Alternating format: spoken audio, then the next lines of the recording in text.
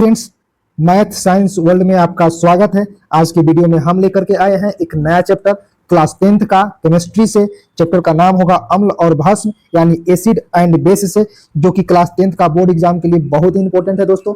तो हमारा आज के इस वीडियो में हम क्या कवर करेंगे, तो अम्ल और भस्म को कवर करेंगे कि अम्ल किसको कहते हैं, भस्म किसको कहते हैं, कार्बनिक अम्ल क्या होता है, खनिज अम्ल किसको बोलेंगे, प्रबल अम्ल और तनु अम्ल किसको बोलेंगे, सांद्र और तनु अम्ल किसको कहते हैं, और अम्ल के गुण। यानी इस वीडियो में कंप्लीटली अम्ल के बारे में पूरा डीपली पढ़ने वाले हैं, जो आपके बोर्ड एग्जाम में इस चैप्टर से आता है दोस्तों। तो चलिए हम चलते हैं, वीडियो को स्टार्ट करते हैं। देखेंगे अम्ल और क्षार से संबंधित हमें क्या सीखना है। तो दोस्तों, वर्तमान में हमें 1000 से भी ज्यादा रासायनिक तत्व और यौगिक ज्ञात हैं। उन सभी यौगिकों को पढ़ना आसान नहीं है, उनको गुणों को जानना आसान नहीं है। तब उनके रासायनिक गुणों के आधार पर सभी यौगिकों को 3 समूहों में वर्गीकृत किया जाता है। पहला समूह है अम्ल, क्षार और लवण। इस प्रकार से अम्ल, क्षार और लवण 3 ग्रुप में बांट करके हम लोग इसको डिस्कस करेंगे। तो पहले डिस्कस करेंगे कि अम्ल किसको बोलते हैं। अम्ल को इंग्लिश में एसिड कहते हैं दोस्तों। तो अम्ल वे रासायनिक पदार्थ हैं जिनका स्वाद खट्टा होता है और जो जलीय विलयन में H+ आयन देता है। वैसा रासायनिक पदार्थ जो जलीय विलयन में H+ आयन दे और जिसका स्वाद खट्टा हो, वह अम्ल कहलाता है। ओके दोस्तों, जैसे कोई एक पदार्थ है तो या तो यह पदार्थ अम्लीय होगा, या तो क्षारीय होगा, या तो लवण होगा। प्रकृति में जितने भी तत्व या यौगिक पाए जाते हैं उसमें इन तीनों में से कोई एक गुण जरूर पाया जाता है, या तो वह अम्लीय है, या तो वह क्षारीय है, या तो वह लवण है। किसी न किसी तीनों में से कोई उसमें एक गुण पाया जाता है। तो हम लोगों ने डिफिनेशन देखा दोस्तों, जो अम्ल होता है ना, वह नीले लिटमस को लाल कर देता है। यह नीले लिटमस किसको बोलते हैं, यह एक रंग सूचक होता है, यह एक रंग दिखाने वाला, रंग में परिवर्तन करता है। जैसे एक नीला लिटमस है, जैसे हमारे पास नीला पेपर होता है, ड्रॉइंग पेपर नीला, काला, लाल, उसी तरीका से एक नीले लिटमस का पेपर होता है। उस पर अगर हम क्या करें, अम्ल का 2 ड्रॉप गिरा दे तो वह नीला से अपने आप लाल में कन्वर्ट हो जाएगा। तो दोस्तों, कि अगर नीले लिटमस पर कोई पदार्थ लाल में कन्वर्ट कर दे तो मान के चलिए कि वह क्या है, अम्ल है, वह अम्ल है। जैसे नीले लिटमस पर हम क्या डाल दे, नींबू का रस डाल देते हैं तो वह लाल में कन्वर्ट हो जाएगा। तो नींबू एक क्या है, अम्लीय है। नींबू में एक अम्ल पाया जाता है जिसका नाम है साइट्रिक एसिड। साइट्रिक एसिड, नींबू में कौन सा, साइट्रिक अम्ल पाया जाता है। तो नींबू को अगर नीले लिटमस पेपर पर डालेंगे तो वह लाल में कन्वर्ट कर देगा। ओके दोस्तों, और कुछ एग्जांपल देखिए जो फल में पाया जाता है, जैसे कच्चा आम, अंगूर, इलायची आदि में एसिड की उपस्थिति के कारण ही यह खट्टा होता है। आखिर वो खट्टा होता है तो उसमें कोई ना कोई एसिड पाया जाता है। एक और देखेंगे दोस्तों टिप्स कि H+ जो आयन होता है वह अम्ल की वास्तविक पहचान है। अम्ल की वास्तविक पहचान यह है कि उसको हम जलीय विलयन में घोलते हैं तो वह H+ आयन हमें देता है, H+ आयन हमें देता है। तो देखिए अम्ल का हम लोगों ने क्या जाना डेफिनेशन, कि अम्ल वह पदार्थ है जो जलीय विलयन में H+ आयन दे और जिसका स्वाद खट्टा हो, अम्ल कहलाता है। क्लियर है दोस्तों। अगर किसी पदार्थ में अम्ल पाया जा रहा है और उसे नीला लिटमस पर डाला जाए तो वह रंग बदल करके लाल कर देगा। ओके दोस्तों, यह 2 क्वालिटी है। चलेंगे थोड़ा और आगे बढ़ते हैं, चलते हैं नेक्स्ट पेज पर। अब देखेंगे कि जो क्या बोलते हैं दोस्तों, जो अम्ल है, अम्ल में एक पदार्थ होता है कार्बनिक अम्ल। कार्बनिक अम्ल किसको बोलेंगे, एक टॉपिक है दोस्तों समझने वाली। तो देखिए, वैसे अम्ल जो पेड़ पौधा से पाया जाता है, पादप पदार्थों से, या जो जंतुओं से पाया जाता है, गाय, भैंस, सांप, बिल्ली, कुछ भी हो, जो प्राणियों में पाया जाए, और पादपों से पाए जाने वाले क्या अम्ल, वो क्या कहलाते हैं, कार्बनिक अम्ल कहलाते हैं। या क्या कहलाते हैं, कार्बनिक अम्ल। तो अगर आपको एग्जाम में पूछ दे कि कार्बनिक अम्ल किसे कहते हैं, तो लिखना होगा कि वैसे अम्ल जिसकी प्राप्ति हमें पादप पदार्थों से या प्राणियों से होता हो, वो क्या कहलाते हैं, कार्बनिक अम्ल। मेनली देखिए दोस्तों, कार्बनिक अम्ल का एग्जांपल में अगर देखा जाए तो साइट्रिक एसिड होता है। तो साइट्रिक एसिड जो होता है वो किसमें पाया जाता है दोस्तों, नींबू में।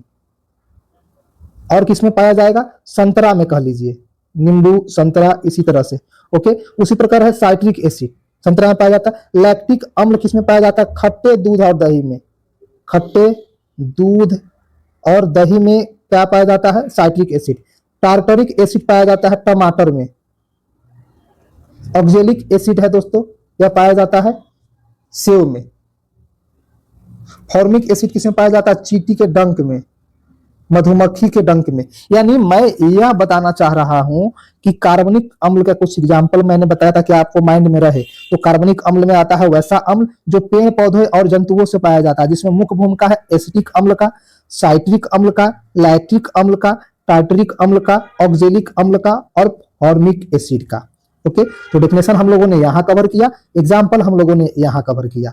देखिए, फॉर्मिक एसिड जो चींटी के डंक में या बिच्छू के डंक में पाया जाता है वह एक एसिड होता है। जब चींटी काटता है तो वह एसिड हमारे बॉडी में इंजेक्ट कर देता है, जिसके कारण हमें जलन होती है। और बिच्छू में कुछ ज्यादा ही मात्रा में वो होता है, इसलिए क्या होता है, वो ज्यादा जलन देता है। ओके दोस्तों, अब चलेंगे कि जैसे कुछ कार्बनिक यौगिक था, तो कार्बनिक यौगिक के बारे में हम लोगों ने देखा कि यह जो पदार्थ है पौधों से पाया जाता है या प्राणियों से पाया जाता है। उसी प्रकार एक और टर्म यूज कर सकते हैं, खनिज अम्ल किसको बोलेंगे, तो वैसा अम्ल जो मिनरल्स से पाया जाता है, खदानों से पाया जाता है, उसे खनिज अम्ल कहेंगे। जैसे पृथ्वी के खनिजों से निर्मित अम्ल खनिज अम्ल कहलाते हैं। मिनरल्स अम्ल मानव निर्मित अम्ल है, वैसा अम्ल जो खनिजों से निर्मित है खनिज अम्ल कहलाता है, और यह मिनरल्स अम्ल मानव निर्मित अम्ल होता है। ओके दोस्तों, इसमें से सबसे पहले क्या सीखेंगे कि मेनली जो यह 3 प्रकार के खनिज अम्ल होते हैं। पहला है हाइड्रोक्लोरिक अम्ल, दूसरा है सल्फ्यूरिक अम्ल और तीसरा है नाइट्रिक अम्ल।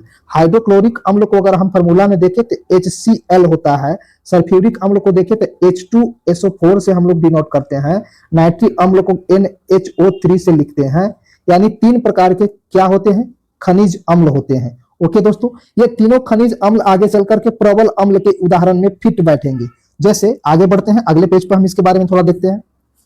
तो अब देखिए, अम्ल तो हम लोगों ने पढ़ लिया, अम्ल का डेफिनेशन पढ़ा, उसमें पढ़ा कि कार्बनिक अम्ल किसको बोलते हैं, खनिज अम्ल किसको बोलते हैं। अब इसी टर्म में सीखेंगे कि प्रबल अम्ल किसको बोलते हैं और तनु अम्ल किसको बोलते हैं।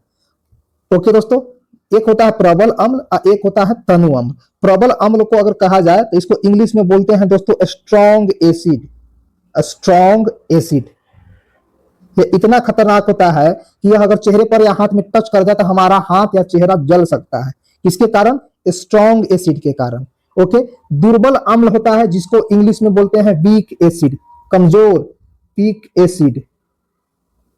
वीक एसिड, वीक एसिड का मतलब स्ट्रॉन्ग एसिड के रेशियो में यह कम खतरनाक होता है। स्ट्रॉन्ग एसिड के रेशियो में इसमें एसिड की मात्रा कम होती है, यानी सांद्रता कम होती है। सांद्रता का मतलब कम मात्रा में अम्ल घुला होता है। जैसे हम एक कप चाय बना रहे हैं और एक कप चाय में हम 2-3 चम्मच चीनी डाल दिए, और दूसरा वाला एक कप और चाय बना रहे हैं, उसमें एक कप चाय में आधा चम्मच चीनी डाले, तो जो जिसमें ज्यादा चीनी डाल रहे थे वह स्ट्रॉन्ग का एग्जाम्पल हो गया, और जिसमें बहुत कम मात्रा में चीनी है वह वीक का एग्जाम्पल हो गया। तो देखिए, जो प्रबल अम्ल होता है उसमें अम्ल की सांद्रता बहुत ज्यादा होता है, और जो दुर्बल अम्ल होता है उसमें अम्ल की सांद्रता बहुत कम होती है। तो मेनली हाइड्रोक्लोरिक अम्ल, HCl जिसको बोल रहे थे, हाइड्रोक्लोरिक अम्ल, इसको अगर हम फॉर्मूला लिखे तो HCl, सल्फ्यूरिक अम्ल को लिख रहे थे H2SO4 और नाइट्रिक अम्ल को लिख रहे थे NHO3। ये तीनों अम्ल दोस्तों, यह तीनों अम्ल कौन कौन, यह तीनों अम्ल एग्जाम्पल है प्रबल अम्ल का। यह तीनों अम्ल किसका एग्जाम्पल है, प्रबल अम्ल का। और जो भी कार्बनिक अम्ल होता है वह सभी का सभी एग्जाम्पल होता है दुर्लभ अम्ल का।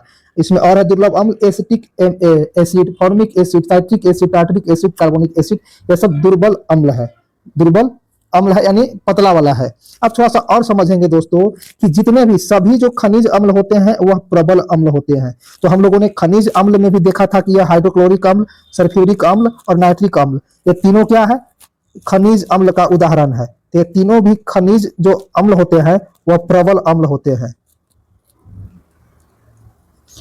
तो प्रबल अम्ल पीना बहुत खतरनाक होगा। प्रबल अम्ल क्या होता है, वह बहुत ही डेंजरस होता है। कार्बनिक अम्ल कमजोर अम्ल होता है। कार्बनिक अम्ल जितने भी होता है वह कमजोर अम्ल होता है, यानी वैसा अम्ल जो पौधे और जंतुओं से प्राप्त होता है। वह किसका उदाहरण है, तो वह दुर्लभ अम्ल का, कमजोर अम्ल का उदाहरण है। ओके दोस्तों, अब चलते हैं इससे आगे और डीपली डिस्कस करने के लिए अगले पेज पर चलेंगे। तो यहां थोड़ा सा तुलना करेंगे कि सांद्र अम्ल और तनु अम्ल क्या कहलाता है। इसके पहले वीक एसिड और क्या पढ़े थे, स्ट्रॉन्ग एसिड। सांद्र अम्ल को कंसंट्रेटेड एसिड बोलते हैं और तनु अम्ल को क्या बोलते हैं,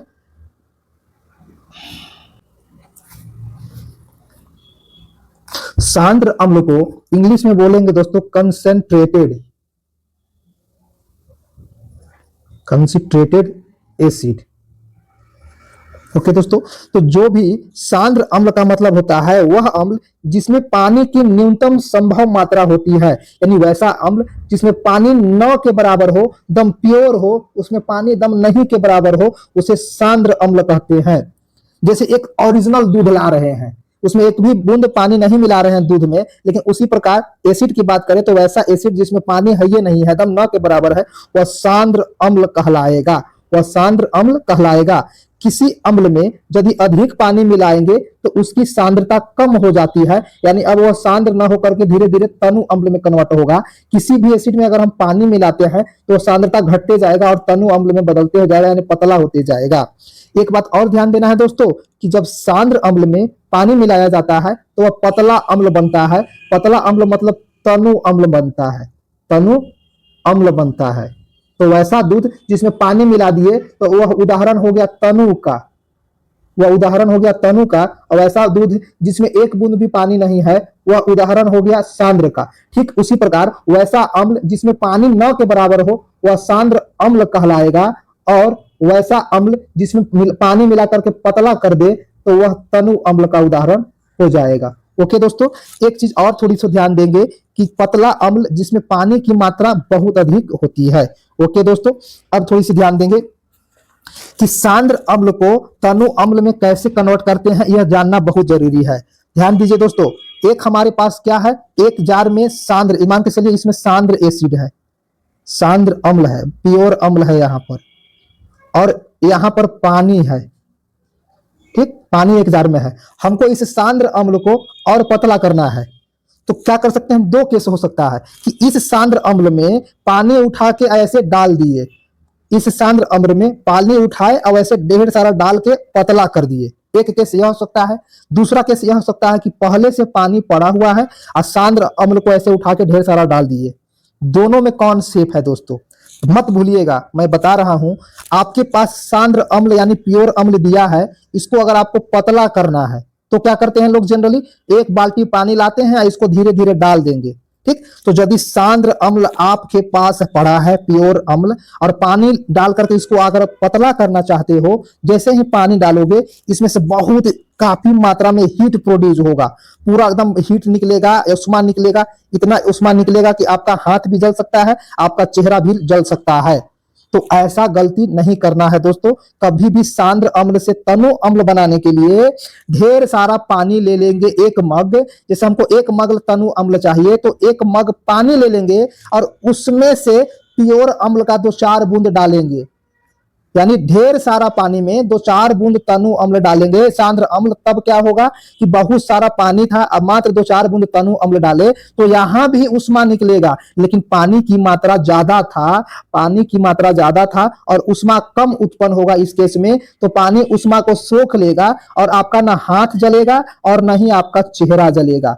तो वही मैं लिखा हूं दोस्तों कि हमेशा पानी में धीरे धीरे अम्ल मिलाएं, कभी भी अम्ल में पानी ना मिलाएं। ये चीज दोस्तों आपको कोई नहीं बताएगा, जो मैं ये चीज बता रहा हूं। ओके दोस्तों, तो हम लोगों ने पढ़ा सांद्र अम्ल किसको कहते हैं। अब आते हैं तनु अम्ल पे। तो इसी में हम लोगों ने कवर किया कि तनु अम्ल किसको कहते हैं। तो वैसा अम्ल जो सांद्र अम्ल में पानी मिला करके तैयार किया गया हो वह पतला अम्ल बनता है या पतला अम्ल कहलाता है। ओके दोस्तों, अब थोड़ा सा देखेंगे कि अम्ल के बारे में बहुत चर्चा हुआ, अब अम्ल का जो मेन गुण होता है, मेन गुण के बारे में डिस्कस करेंगे। तो सबसे पहले डिफिनेशन से ही पढ़े थे कि अम्ल का स्वाद कैसा होता है दोस्त, तो अम्ल का स्वाद खट्टा होता है, ये हम लोगों ने पढ़ा था। दूसरा क्या पढ़ा था कि अम्ल जो होता है नीले पेपर को, पेपर के रूप में यहाँ क्या है, लिटमस। तो अगर नीले पेपर पर अगर हम 1-2 बूंद क्या गिरा दे, अम्ल गिरा दे, तो वह अपने आप लाल हो जाएगा। यानी दूसरा क्वालिटी यह है कि अम्ल नीले लिटमस को लाल कर देता है, नीले लिटमस को लाल कर देता है। अगर इसको हम एक ट्रिक याद रखें तो यहां रहेगा कि अंबर, अंबर मतलब आकाश, अंबर नीला है, अंबर नीला है, नीला है। अंबर कैसा होता है, नीला होता है। अंबर या आकाश नीला होता है, एक ही बात हो गया, आकाश नीला है, आकाश नीला है या नीला होता है। तो देखिए इसको कभी भी एग्जाम में कंफ्यूज करे तो आकाश मतलब कि अम्ल, अब नीला में हो गया क्या, नीला में है यह है कि नीला लिटमस को, नी से नीला, अल्लाह से लाल, यानी नीला लिटमस को लाल कर दे। अम्ल नीला लिटमस को लाल कर दे, वह अम्ल हो गया। तो यह है आपको क्या जब आप भूलेंगे तब ये एग्जाम में पूछ देता है। इसका ठीक उल्टा होता है दोस्तों। जब अम्ल के आगे हम पढ़ेंगे क्षार तो वहां पे लाल पेपर को नीला में कन्वर्ट कर देगा, इसीलिए हमें ट्रिक बता रहे हैं। तब जब लाल को क्या दोस्तों कि जब लाल को कन्वर्ट कर दे नीला में तो वह क्षार होता है, लेकिन अभी हम अम्ल पढ़ रहे हैं, ये चीज याद रखिएगा। दूसरा, कोई भी अम्लीय विलयन, मान लो कि एक पानी है शुद्ध पानी, तो शुद्ध पानी तो बाबू विद्युत का संचालन नहीं करेगा, विद्युत का कंडक्शन नहीं करेगा, शुद्ध पानी में विद्युत धारा प्रवाहित नहीं होता है। तो यदि वह शुद्ध पानी में 1 2 4 बूंद आप अम्ल डाल दे तो वह विद्युत का सुचालक हो जाएगा, यानी उससे करंट पास करने लगेगा, इलेक्ट्रिसिटी पास करने लगेगा। तो तीसरा गुण यह भी है कि जो अम्लीय विलयन होता है वह विद्युत का सुचालक होता है, उससे विद्युत पास कर सकता है। चौथा है दोस्तों कि अम्ल धातु के साथ यदि प्रक्रिया करेगा, क्या है दोस्तों कि अम्ल कोई भी धातु के साथ रिएक्शन करता है तब वह क्या देता है, तब वह हाइड्रोजन गैस देता है। कोई भी अम्ल धातु के साथ रिएक्शन करेगा तो वह हाइड्रोजन गैस बनाता है। ओके दोस्तों, हाइड्रोजन गैस बनाता है। जब अम्ल किसी धातु से क्रिया करता है तो हाइड्रोजन गैस कब बनाएगा, हाइड्रोजन गैस तब बनाएगा जब वह लवण का निर्माण होगा और हाइड्रोजन गैस बनेगा। लवण का निर्माण करेगा और साथ में H2 गैस निकालेगा। ओके दोस्तों, तो चौथा में हम लोगों ने पढ़ा कि कोई भी अम्ल धातु के साथ क्रिया करके हाइड्रोजन गैस बनाता है। अब आगे अगले पेज पर, अगला पेज में देखेंगे। अभी क्या था कि देखिए कोई एक धातु है, अभी पढ़ा कि धातु किसी अम्ल के साथ रिएक्शन कर जाए तो क्या बनाता है दोस्तों, लवण बनाएगा, हाइड्रोजन गैस बनाएगा। एग्जाम्पल के रूप में धातु के रूप में हमने यहाँ पे जिंक ले लिया, Zn सॉलिड फॉर्म में है यानी ठोस है। एक अम्ल के रूप में ले लिया क्या, सल्फ्यूरिक एसिड जो कि लिक्विड के रूप में है, एक्वायर्ड सॉल्यूशन है। ओके, रिएक्शन किया दोस्तों, तो देखिए यह धातु है जिंक, यह अम्ल है सल्फ्यूरिक एसिड। जब रिएक्शन हुआ तो बड़ा ZnSO4, ये Zn यहाँ था, SO4 को दे दिया तो बन गया ZnSO4, और यहाँ H2O अलग से निकला, H2O गैस ऊपर की ओर निकलेगा, ऐसे डायरेक्शन एक बना देते हैं, यह गैस हो गया। यानी देखिए जिंक एक धातु था, सल्फ्यूरिक एसिड एक अम्ल था, यह ZnSO4 बना, इसको लवण बोलते हैं। ZnSO4 जो बना उसको लवण बोलते हैं। H2 क्या है, हाइड्रोजन। ZnSO4 को नीला थोथा बोलते हैं। क्या बोलते हैं दोस्तों, नीला थोथा, नीला थोथा जो कि एक लवण है। तो यहां से हम लोगों ने देखा कि कोई भी धातु हो वो अम्ल के साथ रिएक्शन करेगा तो हाइड्रोजन गैस निकलेगा ही, हाइड्रोजन गैस निकलेगा ही। ओके दोस्तों, पांचवा क्वालिटी पढ़ेंगे किसके बारे में, तो अम्ल के बारे में पढ़ेंगे। पांचवा क्वालिटी कि जब कोई अम्ल धातु कार्बोनेट के साथ प्रतिक्रिया करेगा तब वहां पे हाइड्रोजन गैस नहीं बनेगा बाबू, वहां बनेगा कार्बन डाइऑक्साइड गैस। वहां क्या बनेगा, तो देखिए एक अम्ल को मिलाना है किसमें, मिलाना है धातु के कार्बोनेट में। धातु को कार्बोनेट का मतलब होता है वहां पे CO3 रहना चाहिए, कार्बोनेट हो गया। तो जब कोई अम्ल धातु के कार्बोनेट के साथ प्रक्रिया करे तब क्या बनाएगा, कार्बन डाइऑक्साइड गैस बनाएगा, CO2 गैस बनाएगा। जैसे सोडियम एक धातु है, इसको कार्बोनेट ले लिए तो सोडियम कार्बोनेट हो गया, यानी Na2CO3 सोडियम कार्बोनेट। या किस फॉर्म में रहता है, यह रहता है सॉलिड फॉर्म में, यानी ठोस रहेगा। उसके साथ एक अम्ल का रिएक्शन करा, HCl का रिएक्शन कराया, तब बना NaCl। क्या बना, NaCl। कैसे, तो आपको हमने बताया था कि सोडियम कार्बोनेट के साथ HCl है तो यह सोडियम किसको पास आ जाएगा, वह आ जाएगा क्लोरीन के पास, और क्या बनेगा, कार्बन डाइऑक्साइड अलग बनेगा।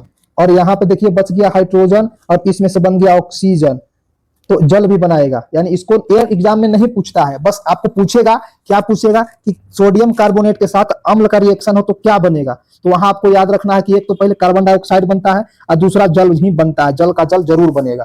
तो मैं यहां मेनली बताना चाह रहा हूं कि कोई भी धातु के कार्बोनेट अम्ल के साथ प्रक्रिया करेगा तो एक लवण बनाएगा। लवण के रूप में क्या है, सोडियम क्लोराइड, जिसको हम लोग लवण कहते हैं। और क्या बनाता है, कार्बन डाइऑक्साइड निकलता है, CO2 निकला, साथ में जल भी बन रहा है, साथ में जल भी बन रहा है। तो यह याद रखना है कि कोई भी अम्ल धातु कार्बोनेट के साथ प्रक्रिया करेगा तो पहला तो वो लवण बनाएगा, दूसरा जल बनाएगा और तीसरा कार्बन डाइऑक्साइड बनाता है, कार्बन डाइऑक्साइड बनाता है। तो यह हमारा पांचवा गुण था, पांचवा गुण था। ओके दोस्तों, छठा क्वालिटी देखेंगे कि जब अम्ल, कोई भी अम्ल क्षार के साथ प्रक्रिया करे, कोई भी अम्ल किसके साथ, एक पहला नंबर सिस्टम है अम्ल और दूसरा सिस्टम है क्षार। यानी अम्ल क्षार रिएक्शन करेगा तब पहला चीज बनेगा लवण और क्या बनेगा, जल। तो कोई भी अम्ल प्लस क्षार रिएक्शन करे तो इस अभिक्रिया को ही बोल रहे थे पिछले चैप्टर में उदासीनीकरण। उदासीनीकरण अभिक्रिया।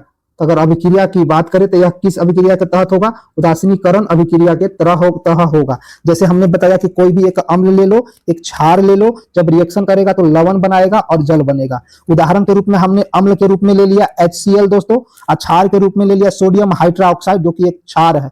दोनों रिएक्शन किया, बना सोडियम क्लोराइड जो कि एक लवण है, और क्या बना? जल बना। क्या बना? जल बना। तो आपको याद रखना है कि एक अम्ल, कौन कौन? जब अम्ल किसी क्षार के साथ अभिक्रिया करता है, किसी क्षार के साथ अभिक्रिया करता है, तो पहला लवण और दूसरा जल बनता ही बनता है। ये डायरेक्ट एग्जाम में पूछता है। कैसे पूछेगा दोस्तों ऑब्जेक्टिव में? कि कोई भी अम्ल क्षार के साथ अभिक्रिया करेगा तो क्या बनेगा? तो पहला ऑप्शन में दे देगा लवण बनेगा, दूसरा ऑप्शन में दे देगा क्षार बनेगा, तीसरा ऑप्शन में दे देगा जल बनेगा, और चौथा ऑप्शन में दे देगा लवण और जल दोनों। लवण और जल दोनों। तो यहां से हम लोग जल भी होता है और लवण भी होता है, दोनों मारेंगे। यानी हम लोगों ने 6 का 6 प्रॉपर्टी देखा। किससे?